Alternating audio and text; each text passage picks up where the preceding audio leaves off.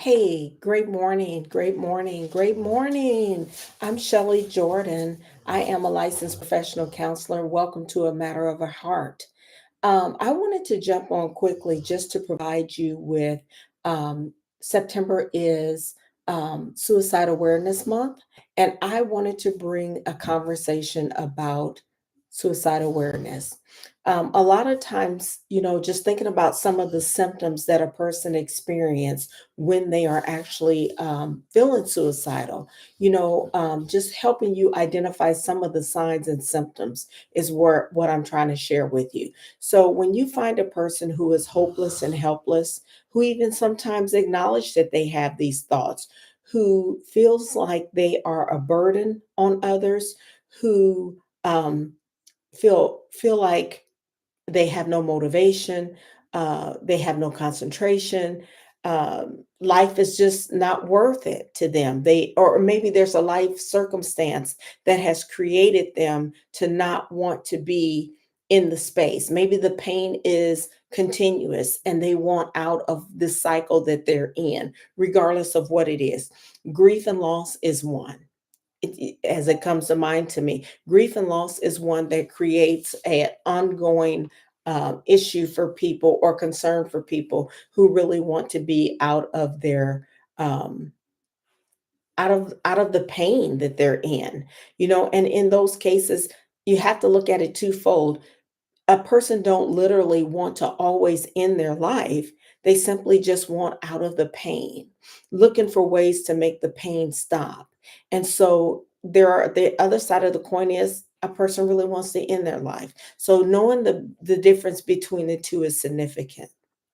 So, again, some of the signs are hopelessness, helplessness, isolation from family, not texting or calling or coming around as often as they were, low motivation, low energy, wanting to sleep all the time, even feeling like they're a burden, feeling like their problems are not going to stop.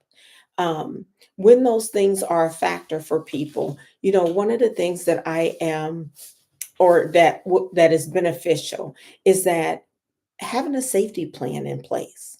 you know what does that look like?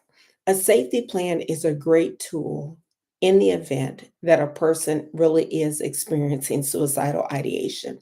A safety plan says, what are your warning signs? What tells you that you're in crisis mode at this moment? And you list those things out. Maybe that is hopelessness. Maybe that is crying all the time. Maybe that is lack of motivation. Maybe that is isolation. Maybe that is feeling like a burden, but list those things on your paper, pen to paper. And then the next question is, um, what are the strategies or coping skills that you use when you are feeling this way? I apologize. I have both of my dogs in here. Um, what are my strategies that I use all by myself to help me minimize and or alleviate the feelings and symptoms that I'm experiencing? And a lot of times that may look like journaling, exercising, video gaming, putting in a funny movie that makes me laugh. Maybe it's that. Okay. So you got that together. Now, what if that doesn't work?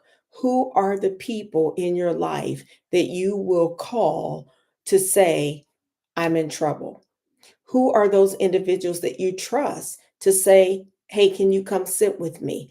Keeping in mind that they may not be able to fix what it is that you're going through, but they are a strong support to you. You do trust them and you will contact them. A lot of people say that they have supports, but nonetheless they don't reach out to their support. And so that is a difference in what's happening here. You have a support, you don't reach out, but having a support that you reach out to really makes a difference when we're talking about some of the symptoms and signs that we talked about earlier. So the other thing is, what if those individuals aren't available? Here's a couple of resources that you can use that have found to be of importance. 741-741 is text to talk. If you text that, somebody's going to be on the other end to ask you how you doing and what are your concerns. www.crisischat.org. That's another one that someone will respond back to you if you email that to them. Um, they'll be on the other end to say, what's your concern? How can we help you? Then there is, you can always dial 911, right? You can always dial 911, or either you can always go into your local emergency room and they can help you there. I just wanted to bring to your attention that these are some strategies that you can use when you recognize that a person is having a difficult time. The significance of the safety plan, it's a great tool because with the safety plan, it's asking you to identify your crisis, what it looks like for you when you are having the thoughts. It asks you to identify what it is that you can do all by yourself. And if all else fails, that these things are not working, who are the individuals in your life that you can count on? If those individuals aren't available at that time, here are some additional resources that you can use. The significance of the safety plan is that with the safety plan in place, having it on your bathroom mirror, your bedroom mirror, or your refrigerator, because what studies have shown is that when we're in a real crisis, it's as if our minds are like the internet when they go offline. I don't know about you, but I've lost connection a lot of times with my internet. So the things that I do is I hit Control Alt Delete to try to get it to reboot itself. I hit the escape button to try to get it to come back on. I unplug it, plug it back up in 30 seconds, press the buttons in the back to reset it. No connection. And studies have shown that our mind is the exact same way when we are in true crisis mode. Our mind just literally goes offline. We cannot get a connection. We can't think of what we said we're going to do to keep ourselves safe. We can't think of who we said we're going to call. We can't think of any of that. But having the safety plan available, whether it's your bathroom mirror, your bedroom mirror, or your refrigerator, is a great tool and strategy to show that if your brain is offline, this is what I said I'm going to do, right? And so I appreciate the safety plan and think that it is a great tool for one to use if and when a crisis happens. It's unfortunate that life gets us to this point, but it is true that life does get us to those points. And right now, we're in such a hard time. The state of our world, we are in a very, very difficult and challenging time right now. So I want to encourage you to watch out not only for yourself if this pertains to you, but those that are closer to you if you know of people who has the tendency to have suicidal thoughts, one, and or people who may not that but then you're willing to share this information with them. I ask that you click the like button, share video, share this awareness with others so they can get the help that they need. Again, the resources are 741-741, which is text to talk, or www.crisischat.org, or 911, and or your local emergency room.